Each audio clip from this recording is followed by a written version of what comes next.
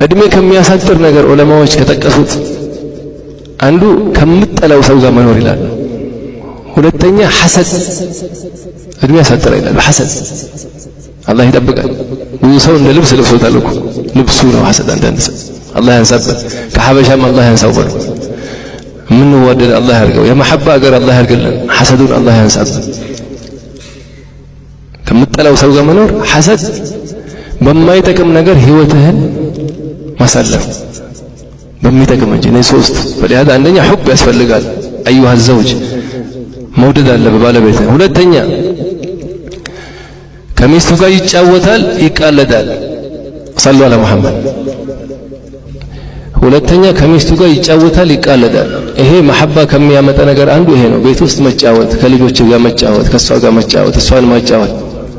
አንዳንድ ሰው አሁን ዘመናችን ላይ ሸክዋ ከሚያቀርቡት እህቶቻችን ባለትዳሮቹ ማለት ነው፣ ለኔ ጊዜ የለውም ከኔ ጋር ለመነጋገር ለማጫወት። ለምን ጊዜ የለውም? ጀማዓ አለው እሱ እዛ ከጀማዓዎቹ ጋር ጨርሶ ተጫውቶ ምን ብሎ ቤት ይመጣል። ቅሞ ከመጣ ደግሞ መርቅኖ ይመጣና እንከባበር ይላታል። ሰለ ዐለል ሐቢብ ምን ይላታል? አንተ ነህ እኮ መከባበር ያላወቅኸው። አላህ ምን አጠፋች? ሰው እኮ ቤት ነው ያለችው። እንከባበር ምን እንከባበር? አታናግረኝ እኮ ነው እስከ ፈጅር ምርቃናው እስኪለቀኝ አታናግረኝ። ምን አይነት ኸልቅ ነው የሰው? ምን አይነት በኒ አደም ነው የሰው? መፍሁም ያኒ ቢያንስ 10-15 ደቂቃ ሁሌ ቤት ስትገባ ጊዜ ስትረሱ ቁጭ ብለህ እንዴት ዋልሽ፣ እንዴት ነሽ፣ ቀንሽ እንዴት አለፈ ማለት እኮ ለምታወራው ማጫወት እሷ ነው ሐሜት ወላ ጊባ ወላ ላ ያኔ እንዴት ዋለች፣ እንዴት ነው ታማ ከነበረ ተሻለሽ ወይ? እቺ 10-15 ደቂቃ ውስጥ ያለውን ነገር ታወጣለች። ይኸው አንዱ ሲጠይቃቸው ዓሊመን ብዙ ጊዜ እኛ የምንሰማው የኛን ሐቅ ነው። ወንዶቹ የምንሰማው ብዙ ጊዜ የምንነግራቸውም ይሄን ነው። አንዱ ትልቅ ዓሊም ጋር ሄዶ የሱ ሐቅ ምን አለብኝ እስኪ ንገሩኝ ሲላቸው ይሄ ወንድሟን ትታ ነው የመጣችው፣ አባቷን፣ እህቶቿን፣ እናቷን ይሄ ሁሉ ትታ ሄደችው አንተ ጋር አሉት።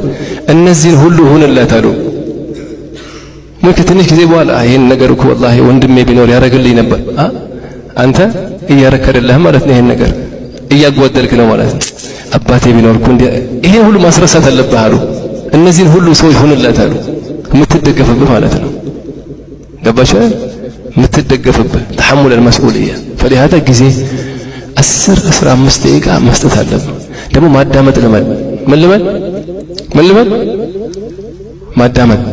ሰማችሁ? ሰለላሁ ዐለይሂ ወሰለም ያኔ አዳምጣት እንድታስተካክላት ወላ ሸርሕ እንድታረገው ወላ ሐሺያ እንድታረግለት እኮ ለምታናገርህ ሰው በስ አዳምጣት አንተ። መፍሁም ወለሰ መፍሁም?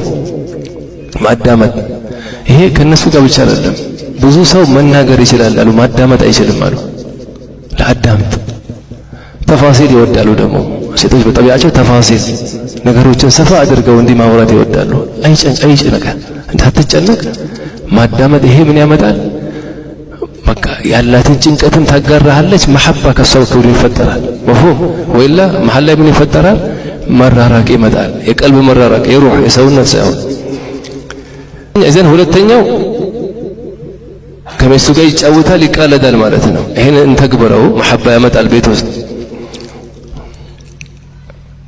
ሶስተኛ ሚስቱን ይረዳል፣ ያግዛል። አላህ ይሄ ከሰይዳችን የተወሰደ እኮ ነው። ነብዩ ሰለላሁ ዐለይሂ ወሰለም ነብያችን እንዲህ ቤት ቁጭ ብለው ይሄን አምጡልኝ፣ ይሄን አድርጊው፣ እንዲያድርጊ እንዲመሰሉ ያግዙ ነበር እኮ ቤት። ነብይ አርሽ የዘመቱት እኛ ዛሬ መፍሁም። አንድ ትልቅ ሼኻችን ምን ይሉ ነበር? ባለቤቴ ምግብ ሰርታ ስታመጣው አሉ ቆሜ ነው የምቀበላት አሉ። እኔ ሞሽ ቁጭ ብለህ ዛሬ ጨው በዛ እንዲህ በዛ ከየት መጣ ይሄ? የነብያችን ሱና ይሄ እንደዛ ብለዋል ነብዩ በሐያታቸው። ከተስማማቸው ይበሉታል፣ ካልሆነ ይተዋሉ እንጂ በሐያታቸው ነብዩ ይሄ ነገር ጨው በዛው ሱከር በዛው ብሎ አያውቁም።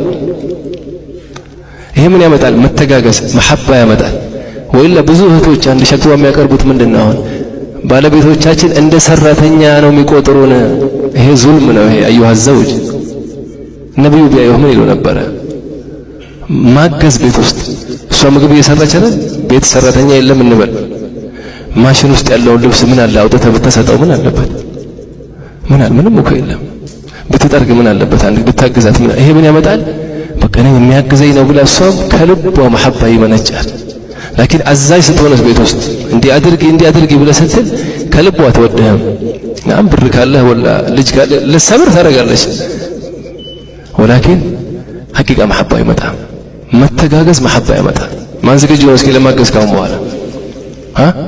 ሁላችንም ያገባህ እንጂ ያላገባህም ያነሳት ወላጅህን አግዝ። አንተ ማንም አባትህ እናትህ ሚስቱን ይረዳል ያግዛል። ከዛ በኋላ ለሚስቱ ደግሞ ታማኝ ነው ማለት ነው። ታማኝ ለሚስቱ ታማኝ መሆን ይሄም ትልቅ ባህሪ ነው። አላህ ታማኝ አላህ ያርጋል።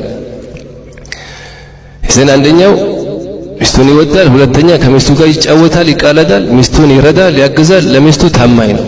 ከዛስ ሚስቱን